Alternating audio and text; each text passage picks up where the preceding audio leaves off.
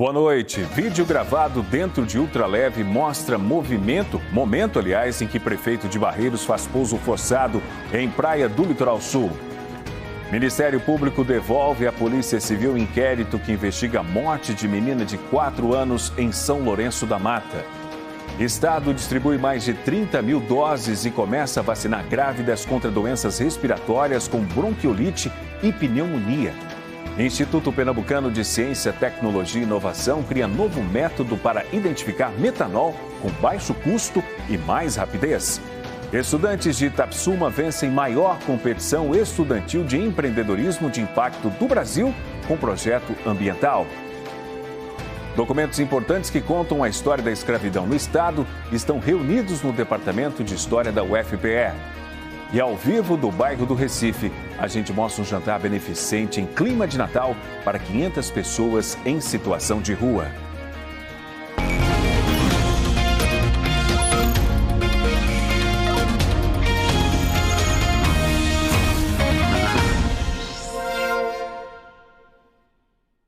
Estudantes da rede pública de Itapsuma conquistaram o primeiro lugar numa competição nacional de empreendedorismo.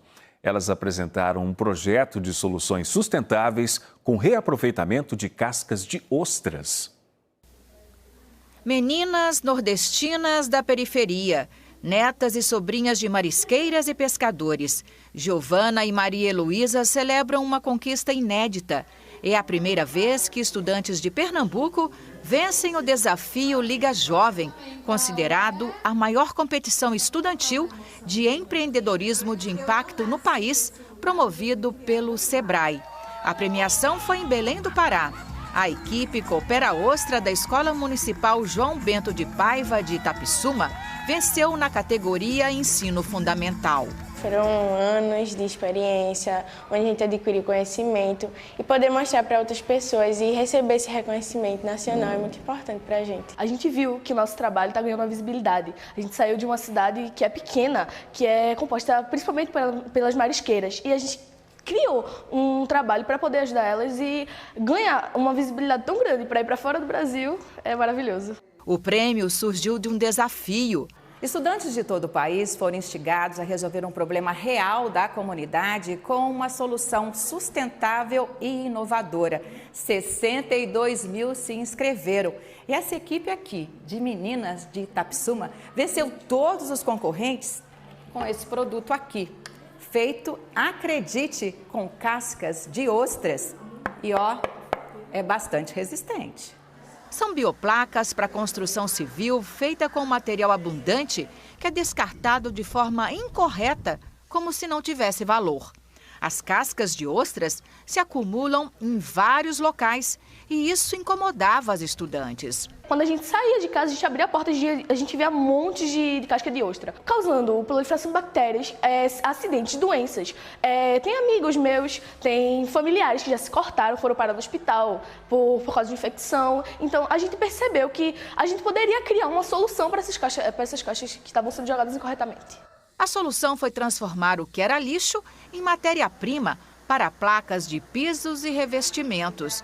O processo é simples. As ostras passam por uma limpeza, são trituradas, misturadas a uma resina e colocadas numa forma para secar.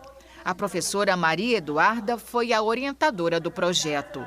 A ideia do projeto em si é trazer uma segunda renda para esses pescadores e marisqueiras. Então, a gente acredita que consegue abranger todo mundo. Estimular o empreendedorismo dos jovens é a proposta da competição, que vai oferecer apoio para a ideia ganhar escala. Desenvolver o protagonismo juvenil faz com que eles empreendam para a vida, não seja o estímulo ao empreendedorismo com foco em negócio, mas assim que eles sejam protagonistas de suas vidas e que transformem assim a comunidade, a escola, a família através desse protagonismo.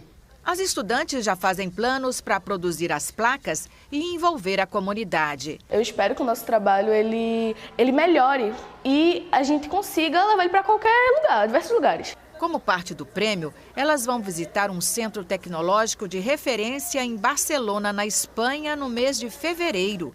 Um incentivo e tanto para acreditar no futuro. Para Belém já foi uma experiência enorme, né? E assim, quando a gente estava lá, receber o prêmio para ir para fora, foi mais emocionante ainda. Eu espero me aprofundar a mais com tanto esse trabalho como na minha vida futura. Eu gosto muito de ciência, então eu quero ser bióloga e vai ajudar muito a visão que esse trabalho me deu. Pesquisadoras pernambucanas avançaram na identificação de metanol em bebidas alcoólicas. Com auxílio da inteligência artificial, elas desenvolveram um método capaz de identificar a substância tóxica em minutos. As amostras de bebidas alcoólicas são colocadas neste equipamento, sem precisar de solventes. É uma máquina pequena que já existe no mercado, conectada a um computador. Nele, as pesquisadoras do IPECT, o Instituto Pernambucano de Ciência, Tecnologia e Inovação, desenvolveram um modelo matemático com inteligência artificial capaz de identificar a presença ou não de metanol e o teor, se for o caso. A leitura das substâncias é feita com radiação infravermelha. A gente ensina para o computador quem são aqueles espectros, aquelas fotos que pertencem, que contém metanol. E aí a gente ensinou usando diferentes concentrações de metanol. E aí o computador enxerga de 0 metanol até 16% de metanol. É uma estrutura portátil. As análises podem ser feitas no local da coleta das amostras, diferentemente dos métodos já conhecidos, que dependem de máquinas maiores como esta. O resultado pode ser conferido nestas imagens. Eles são precisos, eles são robustos, né? E conseguem detectar quantidades consideráveis de metanol nessas amostras. Em diferentes tipos de bebida. Em diferentes tipos de bebida. A gente utilizou a cachaça, o uísque, o gin e a vodka. A resposta do equipamento é na forma de um espectro. No caso, a gente tem um pico que é característico do metanol. Então, na amostra que não tem metanol, esse pico não vai aparecer no espectro. E na amostra que tem metanol, ele vai aparecer com diferentes alturas a depender do valor do teor do metanol. A pesquisa faz parte do trabalho desenvolvido para contribuir com as investigações de crimes contra a saúde pública e é financiado pela FACEP, a Fundação de Amparo à Ciência e Tecnologia de Pernambuco. No estado foram notificados 117 casos suspeitos de contaminação por metanol de bebidas alcoólicas supostamente adulteradas. De acordo com a Secretaria Estadual de Saúde, 92 foram descartados e 8 confirmados. Desses, 5 pessoas morreram. A polícia segue investigando para esclarecer como o metanol foi adicionado às bebidas e quem são os responsáveis. A pesquisa foi desenvolvida para contribuir com o trabalho da Secretaria de Defesa Social de Pernambuco, mas o modelo pode ser usado por outros profissionais. A gente pode chegar a desenvolver um equipamento com um custo menor que R$100. Então, isso facilitaria muito para agências de vigilância sanitária, de levarem isso diretamente no mercado, fazer essa detecção e aí com um smartphone eles poderiam, usando o modelo, fazer essa predição.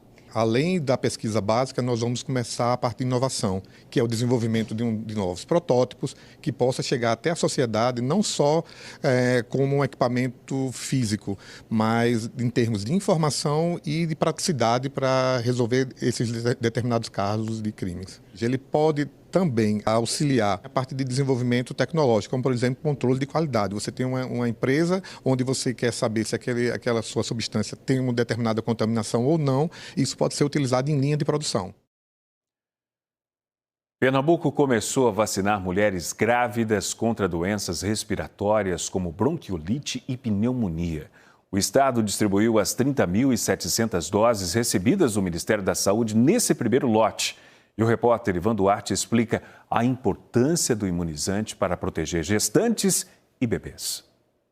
Existe um público-alvo, são grávidas a partir da 28ª semana de gestação e essa vacina que protege contra o vírus sincicial é um vírus que causa doenças pulmonares graves em crianças, como bronquiolite, pneumonia.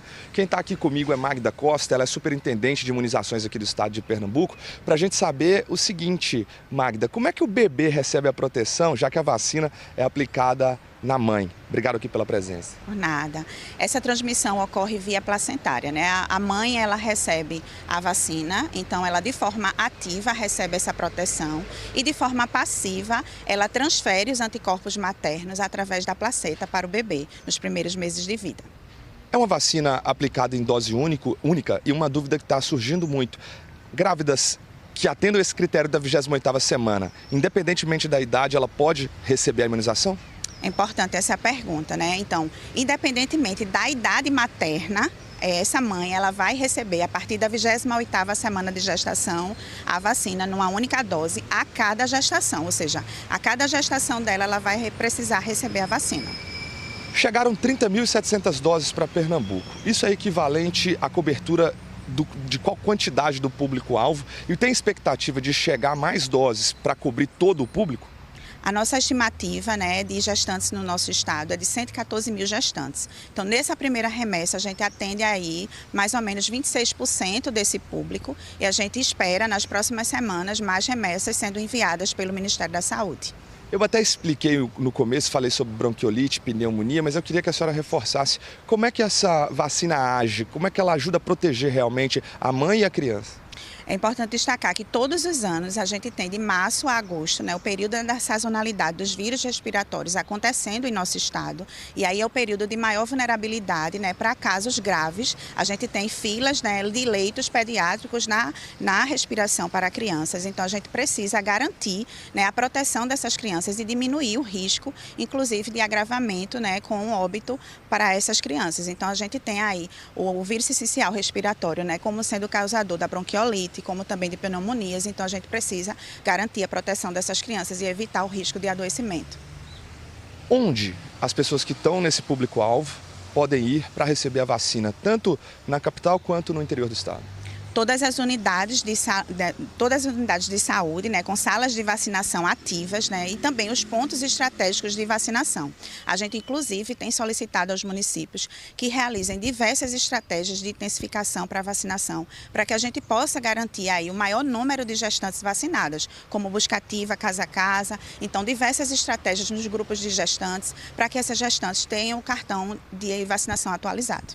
Certo, obrigado pela participação aqui com a gente. Só para se ter uma ideia, pessoal, o vírus sincicial respiratório é responsável por 75% dos casos de bronquiolite e 40% dos casos de pneumonia. Esses dados são da Fiocruz, essas duas são doenças respiratórias que podem levar então à morte do bebê. Portanto, é muito importante a vacinação da mãe para que o bebê esteja protegido. A vacina é segura, os especialistas têm falado isso muito no país, então chegou a hora dela estar no SUS disponível e tem que ir para o braço, não é? Volta ao estúdio. No Recife, a vacinação começa amanhã e o G1 preparou uma reportagem mostrando os locais de vacinação na capital. Para conferir, basta apontar a câmera do seu celular para o QR Code que está aparecendo aí na tela.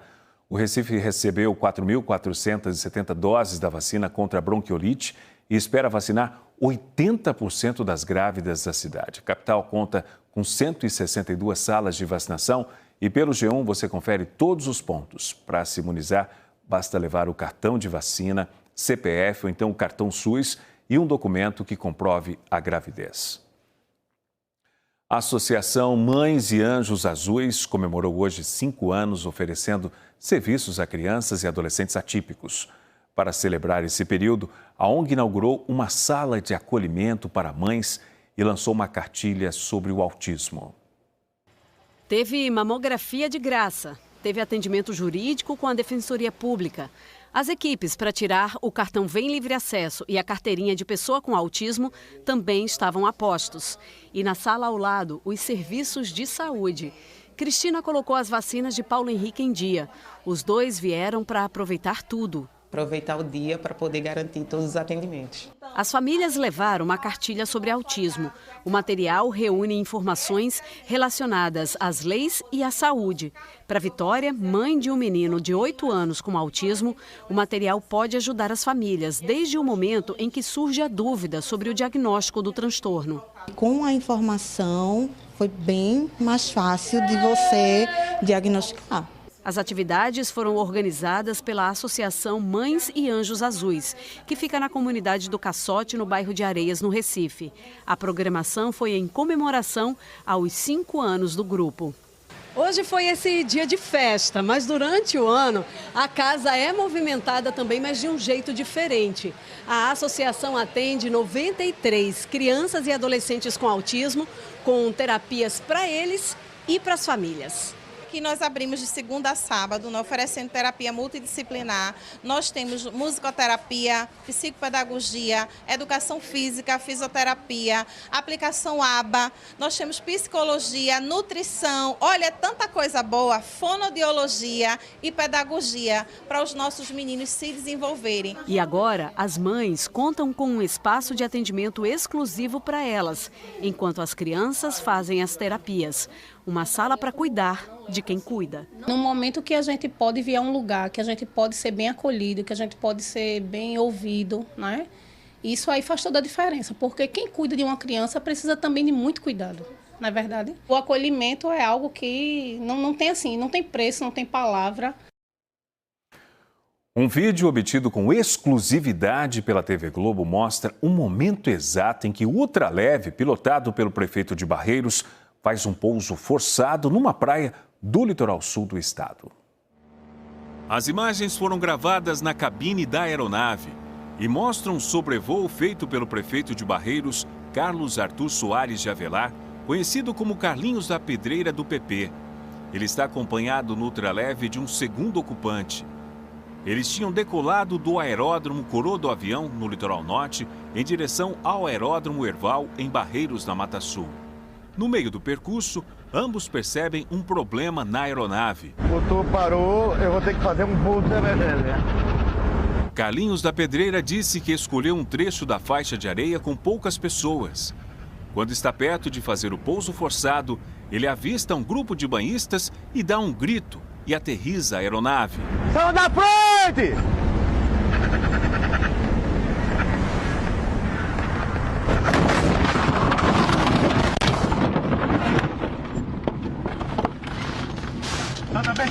Tô bem. Os dois ocupantes do ultraleve não se feriram.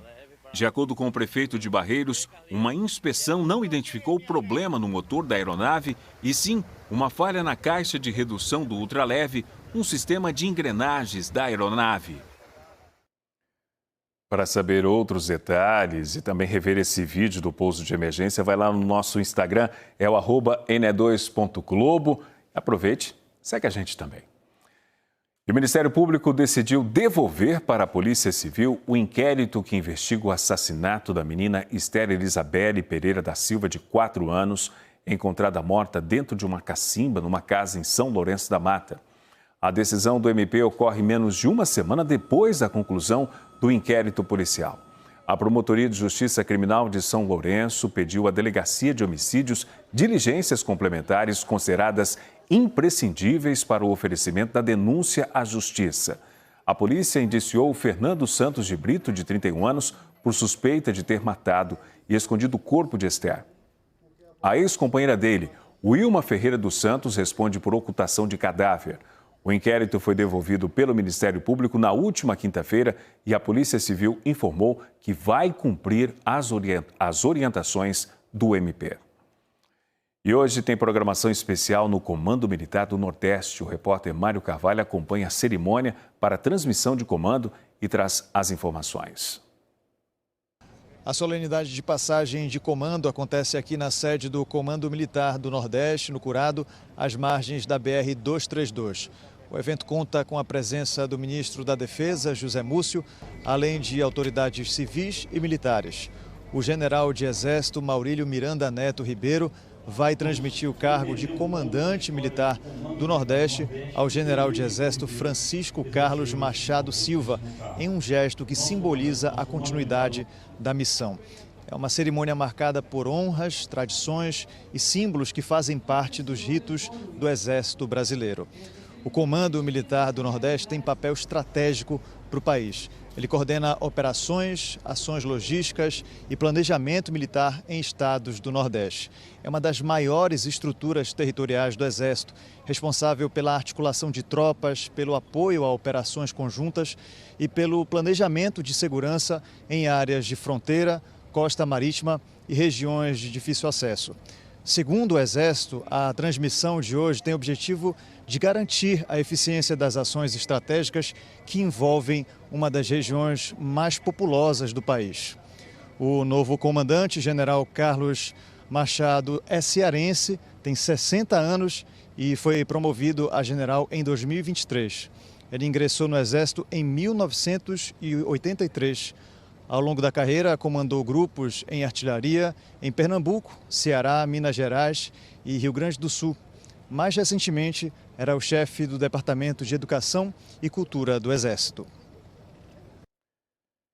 E depois do intervalo, ao vivo, um jantar solidário em clima natalino para pessoas em situação de rua. O NE2 volta em instantes.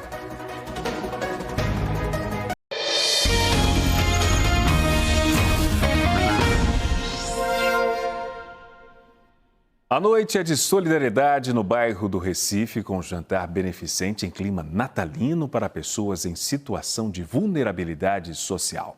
O repórter Diogo Franca acompanha ao vivo. Boa noite, Diogo. Oi, Márcio, boa noite para você, boa noite para todo mundo. Pois é, festa aqui na Rua Álvares Cabral, no Recife Antigo. Muita gente que é atendida pela ONG Portal 61 está aqui para uma noite especial. É uma comemoração, Jantar das Luzes, uma ceia de Natal linda, gostosa. E eu estou aqui com Cris Valoy, que ela é representante, a pastora da ONG, representante da ONG também. Bem-vinda ao NE2, que coisa linda. Eu estou vendo muitas luzes aqui. É uma referência ao Hanukkah, a festa judaica. Explica pra gente por que essa referência. Bem-vinda. Oi, Diogo. Prazer a todos. Nós estamos falando do Hanukkah porque houve a presença dos judeus no início da história de Recife. E esse Hanukkah fala muito do Templo de Jerusalém, que apagou as luzes. E eles ficaram sem luzes por causa da perseguição. Até que se levantou a família dos Macabeus e lutaram para trazer a luz de volta. E a gente entende que isso é uma referência também, como o mundo se encontra, sem luzes, apagado, depressão, luta, inflação, tantas dificuldades. Aí a gente encontra essa luz que é Jesus. Mas é uma luz diferente, porque quando dezembro acabar e as árvores forem silenciadas, não houver mais nenhuma luz nas ruas, Jesus continua brilhando. Coisa boa. Agora, são 500 pessoas que vão participar dessa ceia hoje aqui? Sim, há anos a gente faz esse movimento, porque a gente trabalha com eles o ano inteiro, dentro da ONG. Mas quando chega dezembro, a gente fecha a rua e faz o maior jantar a céu aberto do Recife Antigo, porque eles vão trazer a família, estão assistindo os filhos se apresentarem nos projetos do balé, de tudo que eles trabalharam o ano inteiro. Então é uma grande celebração e sentados na mesa com a ceia, com o melhor que se pode oferecer no Natal. Coisa boa. Isso é tão bacana de ver essa socialização, porque a maioria dessas pessoas aqui são da comunidade do Pilar, né? E vocês estão proporcionando algo que eles, enfim, nem sonhavam, né? E aqui eles estão tendo essa coisa de perto, esse sentimento de Natal, né? É verdade. A nossa grande missão é que todos estejam juntos, os voluntários, todos que estão aqui. Nós somos muito abençoados, porque quando a gente serve a eles, a gente é abençoado, porque é dando que se recebe. Então os voluntários também são abençoados. E todo mundo de vários lugares estão aqui hoje ajudando. Perfeito, Cris. Muito obrigado, viu? Obrigada, pois é, Diogo. Obrigado. Essa é a sexta edição. Vai começar agora o jantar. Vamos aproveitar essa ceia natalina, que é a festa das luzes, né? Obrigado. Márcio, eu volto contigo. Obrigado, Diogo. Pernambuco foi uma das principais portas de entrada de pessoas escravizadas no país. Em um laboratório da Universidade Federal, registros históricos dessa época fazem uma radiografia de como a sociedade se organizava cultural e economicamente em torno da escravidão. Dentro dessas caixas se encontra e se preserva a história. Documentos raros vindos de cartórios do Agreste, Sertão e Zona da Mata de Pernambuco, que ajudam a entender como funcionava a sociedade escravista no estado. Os arquivos ficam no Laboratório de Ensino e Pesquisa de História da Universidade Federal de Pernambuco. Nosso acervo, primeiramente, foi formado a partir de algumas fotocópias, tanto de mapas como de fontes manuscritas que foram trazidas de arquivos portugueses, holandeses, espanhóis, enfim, pelo professor José Antônio Gonçalves de Mello, que é um professor que fez parte do Departamento de História, né, e que atuou principalmente na segunda metade do século XX. A gente também tem um conjunto expressivo aqui de teses de medicina que descrevem um pouco o pensamento científico da passagem do século XIX para o século XX, como os médicos interpretavam a questão de cor, a questão de gênero. Este livro faz parte da coleção Documentos Cartoriais, formada por inventários, processos criminais e registros de compra e venda de bens de várias vilas de Pernambuco no século XIX. A gente consegue, por exemplo, avaliar o peso econômico que a escravatura ela vai ter para aquela altura, não é? Então, quando a gente pensa, por exemplo, os nossos inventários, não é? O camarada está ali descrevendo os bens que ele tem os bens móveis, enfim, e também tem os escravos, e ali sempre tem o valor, não é, daquele escravo que foi adquirido. Então, descreve um pouco também como esses seres humanos eles eram quantificados, precificados. Os documentos também revelam negociações sobre a liberdade de pessoas escravizadas. A maioria das alforrias, elas condicionadas.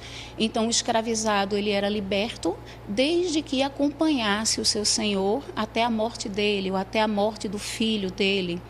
Em outros casos, a gente percebe também o escravizado comprando a sua liberdade. Os pais comprando a liberdade do filho. O acervo está disponível para estudantes e pesquisadores de diversas áreas. O Laboratório de Pesquisa e Ensino de História foi criado em 1978. São 47 anos reunindo documentos importantes da história de Pernambuco. Agora, o acervo passa por um processo de organização e restauro. A ideia é catalogar e digitalizar o maior número possível de registros para democratizar o conhecimento, desde o período colonial até a República. Carlos e Maria Clara são mestrandos em História. Eles conheceram o laboratório em 2022, quando começaram o estágio no setor. Fui de estagiário para pesquisador do laboratório, né? Aqui a gente tem documentações que são, de fato, assim, um patrimônio público, né? Então, estão tantas informações, tantos conhecimentos, assim, tantos dados históricos que vai transformar, assim, a visão das pessoas sobre todos esses cenários da sociedade que teve diversas transformações aqui em Pernambuco especificamente, né? Consegui ter esse contato inicial com inventários, com cartas de alforria, que foram muito enriquecedores para a minha formação na graduação. E aí eu levei isso para as minhas pesquisas. Eu trabalhei no TCC com as cartas de alforria, que são do cabo da década de 1830. E agora, no meu mestrado, eu estou trabalhando com os inventários que são de Caruaru, já da segunda metade do século XIX. A gente está tentando levar essa informação para as pessoas, para elas saberem que essa documentação existe, que está aqui, está disponível para pesquisa, que essas pessoas existiram, né? Que não existia escravidão apenas nos grandes centros. O auditório do Cais do Sertão, no bairro do Recife, recebe daqui a pouco uma apresentação de coco que mistura música contemporânea com elementos ancestrais. Quem mostra pra gente ao vivo é a repórter Lilian Oliveira. Oi, Lilian, boa noite para você. Oi, Márcio, boa noite para você e para todo mundo que está assistindo. Já estou aqui com os artistas que vão apresentar esse encontro. Aqui comigo, Surama Ramos, Mãe Beth de Oxum, Henrique Albino. Vou começar com a Surama falando desse encontro, esse show que já rodou o Brasil, né, Surama? Daqui a pouquinho, o que o público pode esperar aqui dessa apresentação? Boa noite. Boa noite, gente. O público vai poder apreciar uma junção de coco de umbigada com música troncha, uma mistura de gerações e musicalidades num único espetáculo, intitulado Apejó. E dá tempo de você vir sim. E aí esse encontro com a ancestralidade também, né? Me conta como é que foi, vocês já rodaram o Brasil inteiro no Sesc? Sim, circulamos pela rede Sesc em várias capitais do Brasil e felizmente podemos retornar por meio do Fomento PNAB aqui a Recife. Então é a segunda vez que esse espetáculo está acontecendo em Recife e é um momento de celebração para a gente, de confraternização depois de 2 anos de circulação nacional. Obrigada, viu, Surama? Vou passar para cá para conversar com a Mãe Beth. Muito boa noite. Conta para a gente um pouquinho desse encontro. Música ancestral, a música do terreiro, a música do coco de umbigada, da família, Mexiquinho e Alodê, minha filha, meu marido, trazendo esse lugar da música dos povos, né? da tradição com a música contemporânea, a música com arranjos, com o maestro Henrique Albino. Então, é isso, a música ancestral, a música contemporânea, para celebrar esse momento aqui. Vem, chega, vive essa beleza e algo que falta, que é soprar as diferenças. Isso, obrigada, mãe Beth. Henrique, rapidinho, qual é o repertório? O repertório, ele é baseado nas minhas composições, nas composições de Surama Ramos e na obra da nossa mestra, mãe Beth de Oxum. A gente fez uma pesquisa, se aprofundou na música que ela toca lá no terreiro dela. A gente encaixou a musicalidade da gente para participar e juntar e unir, fazer um show completamente novo para vocês. Muito obrigada, viu, gente? É isso, Márcio. O show começa às 8 aqui no Cais do Sertão e fica o convite. Volto contigo. Obrigado, Lília. E nós ficamos por aqui. Para você, uma boa noite e até amanhã.